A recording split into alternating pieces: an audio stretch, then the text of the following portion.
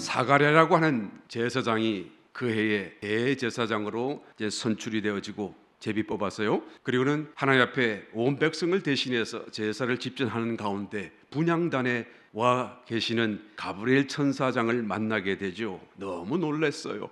그런데 하나님이 전해주신 그 기쁜 소식을 이 사가랴 제사장은 다 믿을 수가 없었습니다. 그래서 벙어리가 되었고 모든 제사를 다 마치고 나왔을 때 말을 하지 못하는 것을 사람들이 보고 하나님을 분명히 보았구나, 어떤 역사가 있었구나 라는 것은 짐작했지만 그 내막이 무엇인지 전혀 알지 못했습니다. 그러다가 1년 뒤가 되었어요. 정확하게 말하면 10개월 뒤가 되겠죠. 아들 요한이 출생하게 되는 것입니다. 그때에 사람들이 모여서 이 아이 이름을 뭐로 할까? 그 가족과 유대 전통을 따라서는 아버지 이름을 따라 사가랴라고 해야 되는데 사가랴로 해서는 안 된다. 그럼 뭐라고 할까? 말을 못하니까 이제 서판을 갖다 드리니까 거기다가 붓글씨로 쓰기를 요한이라고 쓰는 거예요. 그래서 사람들이 깜짝 놀랐습니다. 이런 이름으로 한 사람이 없는데 어떻게 이 집안에 요한이라는 이름을 쓸 수가 있겠느냐. 그런데 놀라운 것은 이 사가랴의 제사장이 입술이 풀어지고 그때로부터 말을 하게 되는 거예요. 사람들이 깜짝 놀랐습니다. 그럴 때 본인은 더 놀랐겠죠. 그리고는 이것이 모두가 다 하나님의 뜻인 것을 알고 하나님이 왜 요한을 자기에게 아들로 주셨는지 깨닫고 그 자리에서 손을 높이들어 하나님을 찬양하는 것입니다. 그리고는 하나님의 영에 감동되어져서 이제 오실 성육신하실 그리스도와 그 다음에 또한 그 아들 요한이 세례 요한이 되어서 오실 그리스도를 증거하게 될 선지자가 될 것임을 이제는 예언하게 되는 것이죠. 그 예언의 일부분을 바로 저와 여러분이 봉독했습니다. 76절에 나오는 이 아이여라고 하는 것은 바로 세례 요한 자기의 아들을 지칭하는 말이 되는 것이죠. 하나님이 왜 사람이 되셨나요? 하나님이 왜 이 땅 가운데 사람으로 오셨나요?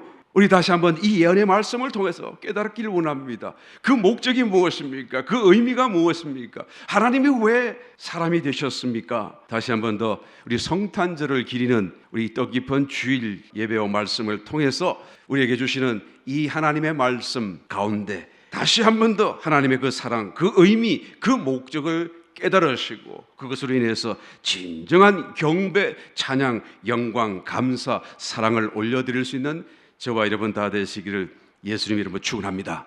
첫 번째로 왜 하나님이 사람이 되셨습니까? 사람들을 죄와 저주로부터 구원하기 위해서 오신 것입니다. 77절 말씀, 주의 백성에게 그 죄의 사함으로 말미암는 구원을 알게 하리니. 구원하기 위하여 오셨어요. 그런데 그 구원이 어떤 구원입니까? 죄와 저주로부터 구원하는 거예요.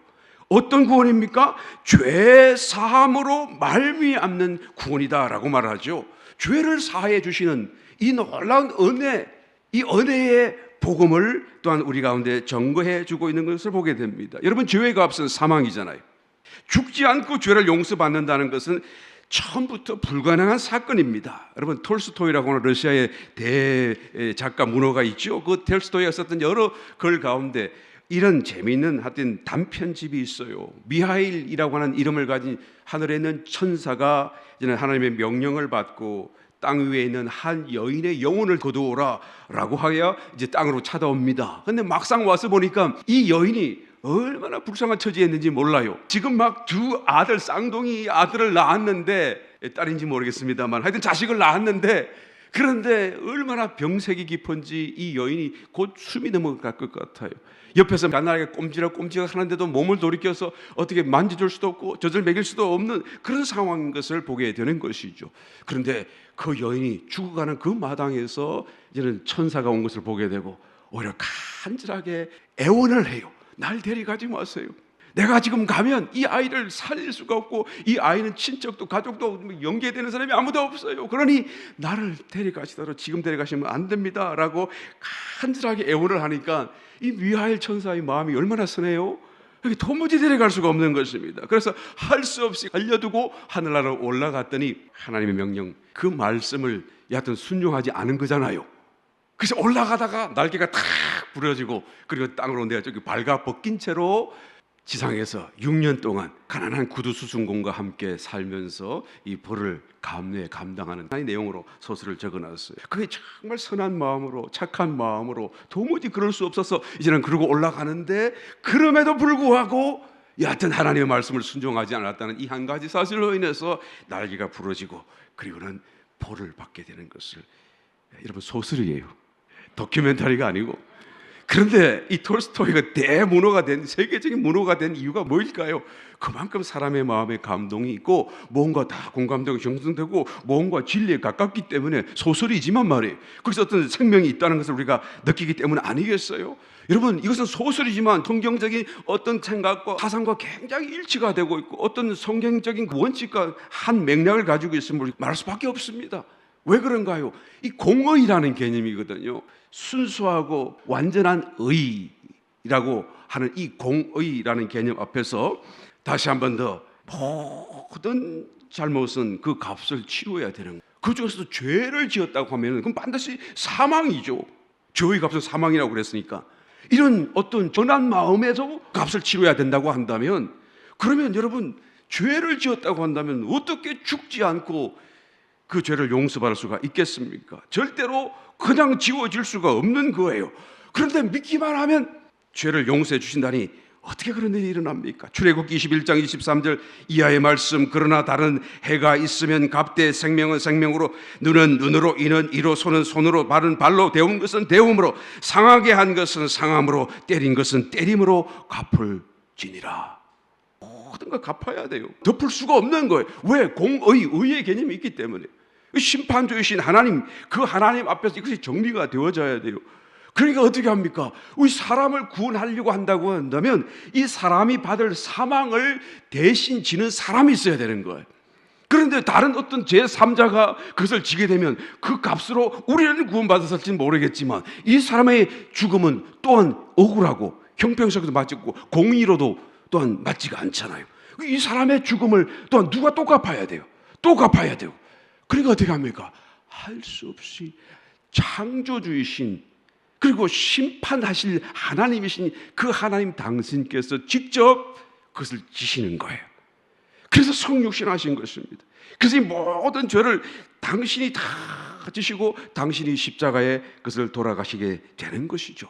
그 값을 치르신 거예요. 그러니까 하나님만이 용서하실 수가 있어요. 이 말씀을 오해하지 마시기 바랍니다. 하나님만이 죄 사함 주실 수가 있는 이유는요, 그분이 하나님이시기 때문에 하실 수 있는 것이 아니라, 물론 능력으로 하면 못하실 일이 없어지겠지만 하나님이 죄를 사할 수 있는 것은 하나님이 그 죄값을 직접 페이하셨기 때문에 그런 거예요. 그러니까 하나님이 그 값을 직접 치르셨기 때문에, 그래서 하나님이 우리에게 용서를 주시고 죄의 사함을 줄 수가 있다는 사실인 것입니다. 이 사건이 바로 성탄 사건이죠. 다시 한번 이 성탄절을 맞이하면서 하나님의 은혜, 사랑, 또 축복이 얼마나 크고 놀라운 것인가 하는 것을 다시 한번 깊이 깨닫는 귀한 절기와 또한 은혜의 기회가 되시기를 예수님 이름으로 축원합니다. 여러분, 죄는 주님의 대속하심으로써 이제는 다 갚음이 되었고 사라지게 되었고, 이제는 그 죄가 더 이상 죄로서 역사할 수 없게끔 하나님이 만들어 놓으셨어요. 그럼 죄가 사라지게 되면 이런 죄의 결과인 그 사망의 모든 저주가 다 풀어지게 되어 있지 않겠습니까? 그러니까 주님께서 이 땅에 오셔서 이제는 공생애를 사시면서 3분의 2 이상을 이 죄의 결과인 질병, 문제, 뭐 귀신에 들리고 뭐 온갖 죽음, 어떤 재정적인 뭐 핍박, 그다음에 뭐 부족, 이런 모든 것을 다 가시응하게 다 제하시고 거기서 구원하시는 그런 놀라운 역사들을 전구해 주신 것을 보게 됩니다. 문둥병도 치료되었습니다. 중풍병도 치료되었습니다. 혈루병도 떠나갑니다. 손 마른 자, 귀 먹고 벙어리 된 자, 남에서 소경된 자, 간질병 걸린 자, 그라사인 귀신도 소리치고 떠나갔죠. 꼬부라져서 펴지 못하던 여자도 펴지게 되었고, 야율에 죽은 딸도 살아나고, 나인성 과부의 딸도 살아나고, 죽은 나사라도 살아나고. 할렐루야. 언제까지 해야지 할렐루야 할 때 아멘 할지 모르겠네. 재정적인 문제도 여러분 해결해 주셨어요. 부족한 것을 하나님이 기적적으로 공급하셨어요. 광야에 5천 명이 굶주릴 때 하나님이 기적으로 그를 또한 공급하신 것을 보게 되죠. 여러분, 이것은 기적입니다만 사실은 예수님께서 십자가에서 그 이루신 일, 그 일 안에서 모든 것은 다 당연한 일이에요. 그래야 공의가 서는 것이고 공의가 나타나게 되는 것이죠. 십자가에서 고난 당하시는데 이것이 나타나지 않는다고 한다면 그러면 이것과 이것이 서로 모순되게 될 수밖에 없지 않아요. 그래서 이것은 당연한 일이고 또한 이것이 되어야 하나님의 그 공의가 서게 되는 것을 우리는 말할 수밖에 없습니다. 저와 여러분의 문제, 모든 삶의 문제도 해결될 수 있음을 믿게 되시기를 예수님 이름으로 축원합니다.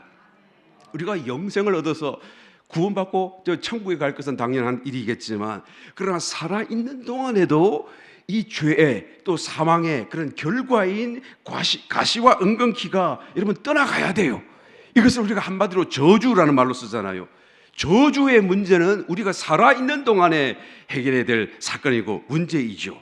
이것은 물론 안 해도 그냥 그 속에서 파묻혀 살아도 결국에는 다 죽고 나면 쌤쌤 같아지게 되겠지만 그러나 살아있는 동안에 이것을 극복하고 이것을 다 물리치고 또한 신앙 안에서 믿음으로 이것을 하나님의 능력으로 기적으로 나타내고 전거하고 십자가의 은혜와 공로가 정말인 것을 우리가 보여줄 수 있다고 한다면 사람들에게도 은혜가 될 뿐 아니라 나에게도 그 깨달음이 이 성탄의 의미에 대한 깨달음이 더 깊어지게 될 것이며 또한 믿음도 더 굳건해지게 될 줄 믿습니다.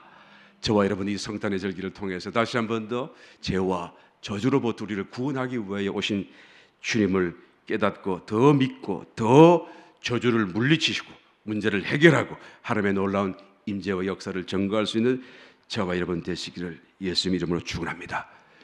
두 번째로 빛을 비추어 주시기 위해서 오신 것입니다. 78절 79절 이는 우리 하나님의 긍휼을 인함이라 이로써 돋는 해가 위로부터 우리에게 임하여 어둠과 죽음의 그늘에 앉은 자에게 비치고 라고 말하죠. 빛을 비추어 주기에 오신 것입니다. 어둠과 그늘에 앉아있는 사람들에게 빛으로 오셨다라는 것이죠. 예수님이 이 땅에 오시기 전에 이 모든 지상의 인생들은 어둠 가운데 있었던 것이죠.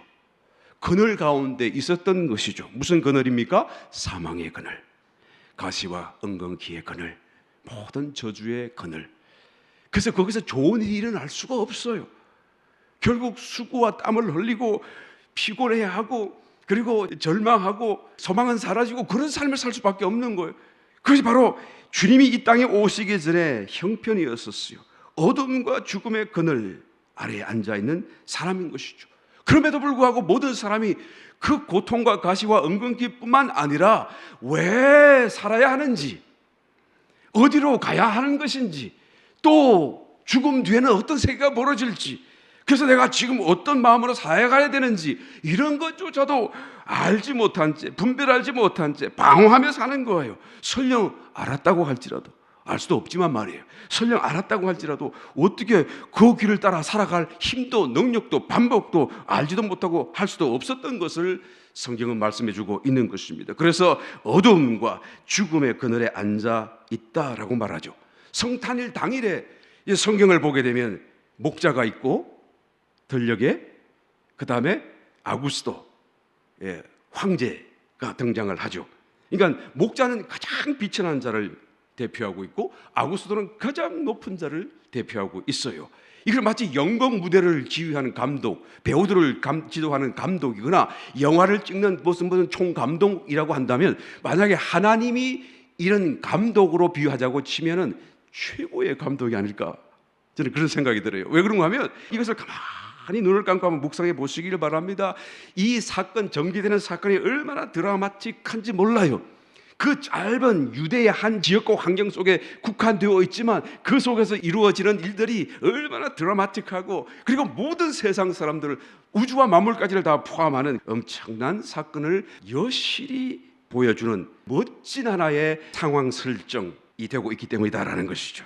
여러분, 이 목자라고 하는 사람은 랍비, 그 유대인들의 전통 문학 속에서 보게 되면 가장 비천한 사람들로 취급받아요. 도둑이나 사기꾼이나, 도둑질한 것도 없었는데 사기친 것도 없었는데 세리와 죄인들과 동급으로 대우하는 것을 보게 되죠. 그러니까 가장 비천한 사람이, 아구스도는 어떤 사람입니까? 그 말 아구스도라고 하는 그 이름 자체가 그냥 신성한 자, 그러니까 신이라는 의미죠. 자기가 신, 사람이 신이라고 말할 때 어떤 의미입니까? 내가 최고다, 가장 높다, 그런 말로 할 때 우리가 저 사람은 신의 경지에 이르렀다, 뭐 이런 말을 하잖아요. 그렇다고 신이 되는 건 아닙니다만 그런 의미예요. 자기가 그 신같이 가장 높다 세상에서, 그런 의미인 것이거든요. 만약에 이 자가 사상 사람들이 바라는 그 행복의 그런 최고 자리에 앉은 자라고 우리가 가정한다고 치면 이 사람은 정말 절정에 이른 삶을 사는 사람이다, 가장 행복한 사람이다 라고 말할 수가 있겠죠. 그러니까 어떻게 합니까? 이 배경 속에서 말이에요, 가장 낮은 사람, 목자가, 도둑이, 죄인들이, 세리들이 어떻게 합니까? 자기가 한 단계, 저 아구스도를 바라보면서 저 자리에 가기 위해서 한 단계, 자기 집이 있고 소유가 있고, 그리고 평민이지만, 농민이지만 그래도 자기가 자기 어떤 소유를 가지고 살아가는 자리를 이제 부러워하지 않겠어요? 그리고 이 평민들은 그럼 나는 부자다 하고 있겠습니까? 자기는 좀 더 높은 사람, 어떤 지방 관료라든가 아니면 군인이라든가 뭐 자기보다 높은 사람들, 더 편안한 사람들을 바라보면서 나도 저렇게 되었으면 하고 바라지 않겠어요? 그리고 이 사람들은 그 다음에 또 귀족이 되었으면, 지도자가 되었으면, 그 귀족과 지도자는 어떻게 합니까? 내가 저 아구스도만 같이 되었으면 정말 소원이 없겠네, 그런 생각, 마음의 생각, 그죠? 왜 그런 생각이 듭니까? 조금 더 행복해지고 싶어서, 조금 더 뭔가 만족한 삶을 얻기 위해서, 지금도 어느 정도 좋아졌지만 그러나 더 좋아질 수가 있겠네 하는 그런 욕심, 그런 탐욕 때문에 계속해서 더. 그러니까 여러분, 가만히 한번 이 상황을 한번 묵상하듯이 한번 생각해 보시길 바랍니다. 목자도 있고 아구스도도 있고 군인도 있고 다 그 사람이 있는데 서로 덤덤 아구스도가 되기 위해서, 저 낮은 사람이 삶의 목표가 아구스도가 되기 위해서, 설령 못 되더라도 그런 길로 가기 위해서 마음에 어떤 욕심을 갖고 소원을 갖고 살아가는 그 모습이에요. 그런데 여러분, 결국 목자도 죽고 아구스도 죽고 다 죽잖아요.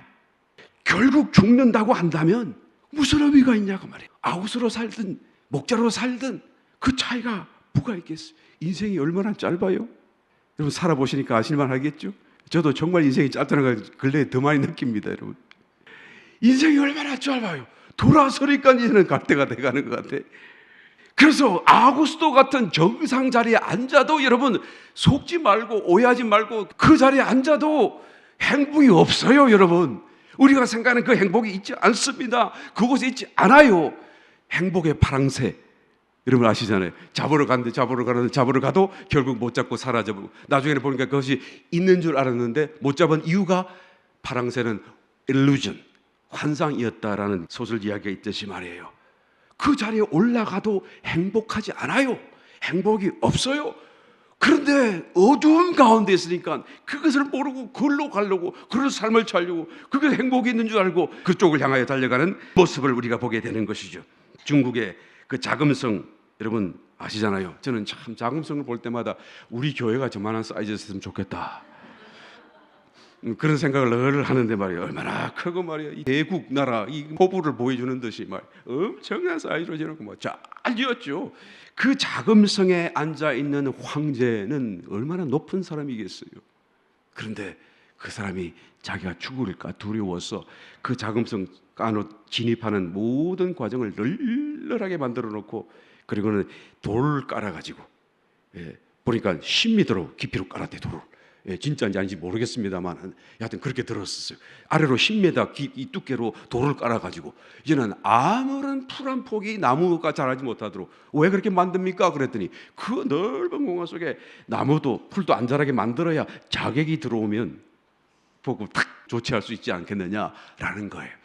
그러니까 그 자리에 앉아 있어서 행복할 줄 알았는데 그런 두려움 속에 살고 있는 모습을 보게 되는 거예요. 중국의 그 서태후라고 하는 여자 황제, 마지막 황제 있었죠. 역사에서 가장 사치하게 살아본 사람이라고 말할 수가 있을 것입니다. 나라가 망하는데 나라는 생각하지 않고 걱정하지 않고 자기 함력만 채우고 사치스러운 삶을 살아가는데, 아마 역사 속에서 가장 사치한 삶을 사는 사람이 아닌가 싶을 정도예요.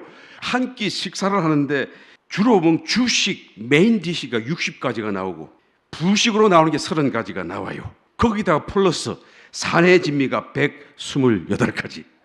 그게 한 끼 식사로 나온다니까요. 그러니까 은으로 달아 100원, 순수 100원으로 달면은 3kg이나 되는 그런 엄청난 돈이 한 끼 식사에 들어가더라는 거예요. 그때 당시에 농민들이 10,000명이 모여가지고 한 자리에서 그냥 허겁지겁 먹어야 되는, 그래서 아침, 점심, 저녁을 먹은 그 양만큼 한 끼 식사로 먹었던 사람이에요. 그래도 결국 죽었잖아요. 그 짧은 세월 동안 뭐 잘 먹으면 얼마나 잘 먹고, 또 못 먹으면 얼마나 못 먹고, 잘 먹으면 무슨 차이가 있고 못 먹으면 무슨 차이가 있겠는가 라는 것을 우리가 깨달아야 되는데, 저와 여러분은 깨닫는데 여기 문을 들고 나가는 사람마다 또 나가 있는 사람은 못 깨닫는 것 같아요. 참 안타깝죠. 이걸 깨달아야 되는데 왜 못 깨닫습니까? 어둠과 그늘 아래에 앉아있기 때문에 그런 거예요. 온 세상이 어둡기 때문에. 그런데 더 큰 문제는 여러분, 죽은 뒤에 있어요. 살아있는 동안에도 문제가 있지만 죽은 뒤에, 죽고 나가게 되면 다 잘 되는 줄 막연히 생각합니다. 죽고 나면 좀 좋은 데 갈 것 같아, 여기 있는 일 고생하지 않고 좀 편안한 데 가는 것 같아, 이 막연히 어떤 기대를 갖고 사람들이 살아가요. 한국에서 지금 이제 장례식을 집전하기 위해서 특별히 화장터가 있는 데를 가게 되면, 지금은 많이 또한 현대식으로 바뀌었다고 얘기를 들었습니다만, 제가 그때 갔을 때 당시만 해도 그 시골이어서 그러는지 그 장례 화장터가 얼마나 얼씬했었는지 몰라요. 가면 벌써 이 망자의 한 뭐 그런 느낌이 느껴질 정도로 분위기 자체가 얼씬스럽고, 날씨가 추운 겨울 거기다가 이게 그 뭡니까, 눈보라 같은 그 서리빨 같은 거 뭐라 그래요? 그게 막 치게 되면 말이에요. 야, 이 삼일 뭐냐? 죽음이란 게 또 뭐냐? 많은 생각이 저절로 들 만큼 분위기가 화장터고 그런 장례식장이기 되는데요. 거기서 이제 어떤 성도님이 소천하셔서 이제 그래도 화장하고 하는데 옆에 불교 신자가 죽었나 봐요. 스님도가 뚝뚝똥똑똑똑 치면서 이렇게. 그래서 그 사람은 막 울고 막 그러니까 어떻게 합니까? 그 스님이 톡톡톡톡 본향으로 갔습니다. 좋은 데 갔어요. 너무 슬퍼하지 마세요. 나무 아미타불 톡톡톡톡. 내가 옆에서 그 소리 들리잖아. 내가 묻고 싶더라고. 당신 알아요? 정말 본향한 거 알아요? 본향이 어딘지 알기나 해요? 어디를 갔는지 당신 봤어요? 내가 싸움이 날까봐 그 자리에서 묻지를 못하고 속으로만, 야, 지금 가서 괴로움 가운데 떨고 몸부림치고 있을 텐데 톡톡톡톡 좋은 데 갔어요. 본향으로 갔어요. 그러고 있는 거예요. 자기도 모르고 남에게도 거짓말하고. 여러분, 그래서 주님께서 빛으로 오신 거예요. 저와 여러분은 확실히 아시고 계신 줄 믿습니다. 우리가 또 무엇을 어떻게 해야만 되는지도 잘 알고 계신 줄 믿습니다. 모르세요? 왜 아멘 안 하세요? 그것을 준비하기 위해서 우리가 무엇을 해야 되는지도 잘 알고 있잖아요. 이 지식이 여러분 보통 지식이 아닙니다. 여러분, 비밀 중에 비밀이에요. 간단한 아주 허드렛 같은 지식이 아니라고요. 이 세상 중에 정말 귀중한, 정말 하늘로부터 주신 하나님의 신령한 지식이고 깨달음이고 진리고 사실이라는 것을 우리는 알아야 돼요. 어떻게 해야 되죠? 전해야 되는 것입니다. 전해야 돼요. 남에게 전해야 돼요. 이 빛이 우리를 통해서 남에게도 또한 비추어지도록 전해야 돼요. 할렐루야. 전하게 되시기를 예수님 이름으로 축원합니다. 성탄절날 캐롤 부르고 산타크로스 선물이나 생각하지 말고 전하시기를 바랍니다. 이 동네에 어떤 가정이 새로 이사를 왔나 봐요. 그래서 인터넷으로 이사 왔다고 일주일밖에 안 된다고. 그런데 성탄절이네요. 그러면서 7가족 대가족인데 이걸 갖다가 지금 물건이 쌓아서 박스 밀리언 박스가 있는데 그것을 아직 풀 수도 없어요. 그런데 성탄절이 다 됐네요. 그래서 아마 모르긴 몰라도 이 동네에서 우리 집이 제일 어두울 것 같아요. 왜 어둡다고 생각했는지 모르겠지만 가만히 그 얘기를 들으니까 우리 집도 어둡더라고. 우리가 그 얘기가 뭔가 하니까 바깥에다가 추리를 하고 불을 밝히고 휘황찬란하게 다 장식을 해야 되는데 자기들은 이 데코레이션을 할 수가 없는 거예요. 아직 박스 풀 수가 없으니까. 그러면서 미안하다고, 우리 집이 제일 어두울 것 같아요. 그러나 우리가 이 크리스마스의 그 치어, 기쁨, 이 들뜸이 우리에게는 있습니다. 그래서 우리 집 안에 박스 위에다가 이렇게 해놨으니까 바깥에서는 안 보일지 모르지만 우리 집에는 같이 기뻐합니다, 같이 축하합니다, 그렇게 적어놨더라고요. 그래서 순간, 야, 그러면 우리 집도 어두운데 밝혀야 되나? 본래 이렇게 하는 게 미국인가? 그렇게 해야 되는 건가? 그런 생각이 들다가, 여러분, 빛이라는 것이 그런 빛이 아니잖아요. 진짜 빛이 아니잖아요. 성탄으로 오신 주님, 빛으로 오신 그 빛이라는 게 그 빛이 아니잖아요. 영의 세계를 보게, 마음과 영의 세계를 열어서 볼 수 있게 밝혀주는 빛 아니겠어요? 그래서 우리의 인생이 어디에서 와서 어디로 가고 왜 사는지를 알게 해주는 그 빛이 성탄의 진정한 빛이 아니겠어요? 예. 저와 여러분들이 그 빛으로 오신 주님을 증거하고 데코레이션으로 그리를 밝힐 게 아니라 이 빛으로 마음의 또 영의 세계를 볼 수 있도록 밝힐 수 있는 전하는 저와 여러분 다 되시기를 예수님 이름으로 축원합니다. 세 번째로 성탄의 의미가 무엇입니까? 평화를 주시기 위해서 오신 것입니다. 79절 말씀, 어둠과 죽음의 그늘에 앉은 자에게 비추고 우리 발을 평강의 길로 인도하시리로다 라고 말씀하죠. 평강, 평화의 길로 우리를 인도하시는 거예요. 우리를 지금 불안감 가운데서 구출하시고 두려움 가운데서 구출하시고 그래서 우리를 평화롭게 살고 평강 중에 이 주님을 맞이할 수 있도록 우리를 인도하시기 위해 오셨다라고 지금 사가랴 대제사장이 성령의 감동으로 주님의 오신 것을 막 예언하고 있는 것을 보게 되는 것이죠. 여러분, 사람은 범죄함으로 인해서 평화를 잃어버렸습니다. 우리의 선조 아담이 범죄함으로써 평화를 일순간에 다 잃어버렸어요. 그 후손으로 태어나는 저와 여러분 다 불안감과 두려움 속에서 출생한 것입니다. 죄 가운데서 출생하게 된 것이죠. 이 말은 하나님과 분리된 채로 출생한다라는 거예요. 하나님과 떨어진 채로 사는 사람, 출생하는 사람, 이런 모든 상태에 있는 사람들은 불안감과 두려움을 느낄 수밖에 없어요. 최초의 사람 아들 가인이 동생 아벨을 쳐서 죽인 뒤에 하나님 그를 내어 쫓으시니까 가인이 뭐라고 그랬죠? 하나님이여, 당신의 임재에서 나를 내어 쫓으시니 내가 두렵나이다. 주의 낯을 배웁지 앞으로는 못하게 될 텐데 내가 땅에서 유리한 자가 될지라 물은 나를 만나는 자가 나를 죽일 것 같아요. 아무도 그 얘기 안 해줬는데 이 두려움이 마음속에 꽉 들어오는 거예요.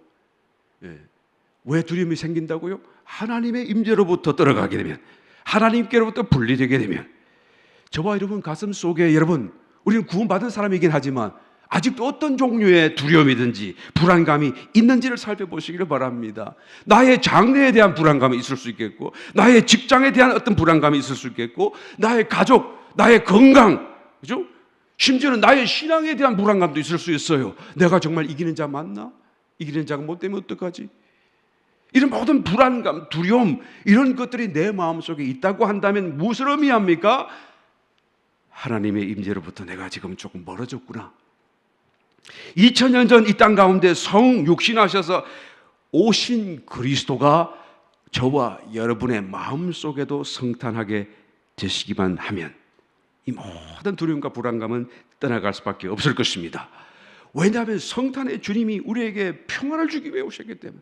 어떻게 평화를 주십니까? 하나님과 화목, 이 죄의 문제를 다 해결하기 때문에 하나님과 화목하게끔 예수님이 징검다리가 되시고 또한 어떤 매개체가 되셔서 우리 속에 있는 모든 그런 분리된 감정, 불안감, 두려움, 그리고 하나님의 임재로 인한 정말 평강을 새롭게 느낄 수 있도록 주님께서 성탄으로 찾아와 주시기 때문인 것입니다. 로마서 3장 25절 말씀, 이 예수를 하나님이 그의 피로 인하여 믿음으로 말미암은 화목 제물로 세우셨으니 이는 하나님께서 길이 참으시는 중에 전에 지은 죄를 간고하심으로 자기의 의로우심을 나타내려 하십니다. 예수님을 화목 제물로 세우셨다는 거예요. 그러니까 모든 구약의 제사, 모든 구약의 제사 제물, 그 의미가 실현된 것이 예수님이에요. 육신 입고 오셨고, 그리고 십자가에 고난 받으시고 피 흘리신, 이것이 모든 구약 제사의 의미, 제사의 제물들의 그 의미가 실제로 성취되고 실현된 것이 예수님의 성탄 사건이고 또한 고난 사건이다라는 것을 말씀해주고 있는 것입니다. 이 화목 제물이라는 이 단어는요, 본래적인 의미 속에서 화목소, 장소라는 말과 그 의미가 동시에 갖고 있습니다. 제물로도 또 그렇지만 화목하는 장소라는 의미로도 똑같은 의미를 가지고 있어요. 그러니까 속죄소, 그런 의미가 되는 것이죠. 무슨 말입니까? 그리스도 안에 들어가기만 하면, 그죠? 다시 그리스도 안에 들어가야, 그 장소로 가야 그리스도라고 하는 그 장소로 가야 속죄, 화목 이 사건이 벌어지게 된다라는 것을 말씀하는 거예요. 성탄을 통하여 우리를 찾아오셨지만 우리도 주님 안으로 가야 돼요. 할렐루야. 주님 안으로 들어가야 돼요. 그래야 그 화목 장소 안에서 화목되어지고 평화를 누리게 되는 것이죠. 나는 예수님 믿는데 왜 마음의 불안감, 두려움이 떠나가지 않은가? 그것은 아직 내가 주님 속죄소이신 주님 안으로 들어가지 않았기 때문에 그런 거예요. 내 마음이 말이에요. 나의 영은 들어가 있을지라도 내 마음이 늘 세상을 염려하고 걱정, 근심하고 그러고 살고만 있지, 내 마음에서 주님을 모셔드리고 주님으로 인한 기쁨으로 살고 있지 않기 때문에 그런 거예요. 어떻게 들어간다고요? 제가 조금 전에 대답을 다 해드렸네요. 주님을 생각해야 되는 것이겠죠. 내 마음에요. 내 마음에 주님을 계속 생각해야 돼요. 죄가 생각나거든 회개하십시오. 내가 어떤 잘못한 것이 생각나거든 회개하십시오. 그리고 주님 앞에 가서 내 마음으로 주님, 내가 주님을 사랑합니다 라고 한번 고백해 보세요. 그러면 나도 모르게 내 마음에 주님이 임재로 가득 차는 것을 느끼게 될 것입니다. 이미 그 주님은 우리 속에 들어와 계시기 때문에 그래요. 순식간에 진공관에 공기가 팍 빨려들듯이 우리가 죄를 회개하고 돌아서고 주님을 생각하기만 하면 우리의 마음속에 주님이 쏴 들어오게 될 거예요. 사도 바울이 얼마나 담대한지 말이에요. 만일 하나님이 우리를 위하시면 누가 우리를 대적하겠느냐? 그죠? 모든 일에 하나님이 내 편이고 하나님이 나와 함께 하시고 이런 그리스도 안에 있는 그런 심정으로 살았기 때문에 누가 감히 나를 대적하고 누가 감히 우리를 대적하겠느냐? 나를 대적하는 것은 하나님을 대적하는 것이다. 이런 믿음과 확신 속에서 모든 두려움, 어떤 상황과 환경 속에서도 불안해하지 않고 또한 떨지 않고 살아갈 수 있었던 그런 비결을 고백하고 있는 것을 보게 되는 것입니다. 여러분, 성탄의 사건은 이미 일어났지만 그 성탄의 메시아를 여전히 저와 여러분들이 우리의 마음으로 받아들여야 돼요. 성탄하신 그 사건을 통해서 또 그 성탄하신 그 성육신하신 주님께서 누구를 만나셨고 누구를 찾아가셨고 누구에게 당신의 비밀을 계시하셨는지 우리가 깨달아 봄으로 인해서 오늘 저와 여러분 마음에 모셔드릴 수 있는 축복자들이 되시기를 예수 이름으로 축원합니다. 특별히 요한복음 4장에 나타나는 그 수가성 여인 같은 경우에 언뜻 이해가 안 돼요. 그 수가성 여인 여러분 잘 아시잖아요. 남편 5이고 지금 6번째하고 같이 살고 있는데 그 비밀을 자기만 간직하고 남에게 아무도 말하고 싶지가 않아요. 부끄러워요. 이름도 없어요. 어떻게 해서 그렇게 됐는지 모르지만 여하튼 불우한 삶을 살았고 그 한 번 만나고 한 번 헤어질 때 얼마나 마음의 괴로움이 컸겠어요. 그죠? 그런 삶을 살고 있는 여인인데 그 여인을 주님이 만나러 가신 거예요. 성경을 찾아보시게 되면 그 요한복음 4장에 가서 보시게 되면 그런 말씀이 있어요. 이제 밑에 유대 광야에서 또 유대 지역을 지나서 예루살렘까지 왔다. 그리고 이제는 저 높은 갈릴리로 가려고 하시는데 본래 유대인들은 다 이 사마리아 땅 돌아서 이렇게 올라가거든요. 그런데 성경을 읽어보게 되면 유대를 떠나서 다시 갈릴리로 가실새 사마리아로 동행하여야 하겠는지라 이렇게 나오는 거예요. 이 영어로 하게 되면 must라는 뜻이 must, 가야만 한다는 거예요. 이게 뭐죠? 이유는 모르겠지만 속에서 성령의 감동, 푸시, 반드시 그렇게 해야 된다라는 성령의 그런 어떤 느낌이 아니겠어요? 본래는 다 상종을 안 하려고 돌아가는데 그런데 이날은 꼭 사마리아를 통과해야 되겠는 것이다는 것입니다. 왜 그랬나요? 알고 봤더니 그 사마리아 성 수가성이라고 하는 곳에 가서 이 여인을 구원하기 위해서요. 하나님이 이 여인을 구원하기 위해서 주님의 마음속에 크게 감동을 주셨고 그리고는 보통 하지 않는 행동으로 사마리아를 통과해 올라가도록 강압하게 must 느낌을 주신 거예요. 왜 주님이 그런 느낌을 주셨고 그런 주님의 그런 느낌을 하나님이 또한 푸시하셨나요? 사마리아 여인 때문에 그래요. 그 여인이 비록 무명이고 보잘것없고 그 삶도 좀 형편없고 그렇지만에도 불구하고 이 여인도 정말 하나님을 기다리고 있었던 거예요. 주님이 그를 만나서 대화를 하잖아요. 그러니까 쉽게 마음을 열지 않으니까 어떻게 내 남편을 데리고 오라. 그러니까 내 남편 없습니다. 그래 네 말이 맞다. 5번째면 6번째는 내 남편이 아니 내 말이 맞다. 그러니까 깜짝 놀라는 거예요. 아무도 모를 것 같은데 이 처음 만나는 유대인 남자가 어떻게 나의 비밀을 아는가. 그래서 갑자기 화제를 확 급선해 하잖아요. 뭐로 합니까? 이 화제가 갑자기 급선회할 수 있다라고 하는 것은 무슨 의미죠? 늘 마음속에 그것을 생각하고 있는 거예요. 그 화제가 예배 장소 예루살렘입니까? 이 사마리아입니까? 또 그리스도가 오신다고 하는데 나는 그리스도를 기다리고 있습니다. 그분이 오시면 다 자세히 말씀해 주실 것입니다. 예수님께서 내가 바로 그러라 라고 말씀하시면서 당신이 그리스도이신 것을 그 여인에게 나타내죠. 이 여인이 너무 놀랐어요. 그 물동이 던져놓고 그리고는 막 사마리아 성내 들어가서 막 사람들에게 소리치고 이 사람이 메시아가 아니냐, 이 사람을 보라, 나의 비밀을 말했고 이 사람이 하는 말을 들어보라. 사마리아 성내가 갑자기 요란스러워 사람이 우르르 몰려 나와서 예수님 우물가에 계시는 예수님을 만나보게 되는 것이죠. 이것이 오늘날 말로 하면 전도한 거죠. 전도. 받은 은혜를 따라서 간증하고 전도했더니 사마리아 성내의 사람이 다 나왔어요. 저 여인이 어떻게 저렇게 바뀔 수가 있나 순간적으로. 그래서 예수 옆에 나오는 모습을 보게 되는 것이죠. 이 여인의 심정이 여러분 너무 자기의 삶을 돌아보면서 나 정말 여기서 구출되고 싶어요. 나 그리스도를 바라보며 기다리고 있어요. 나는 어쩔 수 없어요. 나는 잘 살려고 해보고 잘해보려고 하지만은 안 됩니다. 나의 이런 삶에서 나를 좀 건져주세요 하는 그런 내면의 울부짖음 같은 마음의 소리를 하나님이 들으셨기 때문에 그 유대 땅에서부터 돌아가지 아니하시고 사마리아 성으로 올라오게 하신 거예요. 이 한 여인, 이름 없는 여인을 위해서 말이에요. 어떤 여인이라고요? 하나님을 생각하는 사람, 하나님을 바라보는 사람, 하나님을 기다리는 사람. 할렐루야. 저와 여러분이 이 성탄에 주님을 우리 마음으로 자꾸 생각해야 돼요. 오셨지만 내 마음속으로 모시기 위해서는 주님을 마음속으로 기다리고 재림의 주님을 기다리고 또는 생각하고 보아야만 한다라는 것입니다. 그 성탄 사건이 일어나는 그날 누가복음 2장 13절에 보게 되면 천사들이 찬송을 하지 않아요. 호련히 허다한 천군이 그 천사와 함께 있어 하나님을 찬송하여 가로되 지극히 높은 곳에서는 하나님께 영광이요 땅에서는 기뻐하심을 입은 사람들 중에 평화로다. 나는 이 기뻐하심을 입은 자들이 누굴까? 오랫동안 고민하면서 말씀을 묵상해 보았는데 이제 깨달아지는 것은 구원받은 모든 사람들이 다 여기 해당되는 게 아니라, 물론 구원받은 사람 하나님이 기뻐하시겠지만은 여기서 말씀하시는 평화를 주시는, 이 세상의 삶 속에서 평화를 주시는 그 사람들이 누군가 생각해 보니까 수가성 여인 같은, 그죠?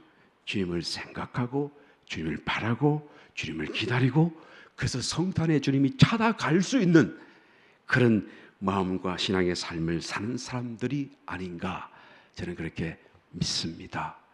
여러분, 기뻐하심을 입은 자들이 되시기를, 저와 여러분 그런 자가 되시기를 예수님 이름으로 축원합니다. 그런 모든 사람들에게 평화가 임하는 거예요. 이 평화를 주기 위하여 성탄하신 것입니다. 말씀을 뵙겠습니다. 2020년 성탄 주일을 저와 여러분이 맞이하고 있습니다. 또 내년 2021년 이런 평안 가운데 이 성탄절 주일을 맞이할 수 있을지 아무도 몰라요. 여하튼 간에 이 성탄절을 맞이하면서 우리의 앞으로의 삶 속에 어떠한 두려움과 불안감이 다 사라지고 정말 하나님이 주시는 평화와 기쁨이 넘칠 수 있도록 하기 위하여 우리의 마음에도 성탄 사건이 일어날 수 있는 저와 여러분이 다 되시기를 예수님 이름으로 축원합니다.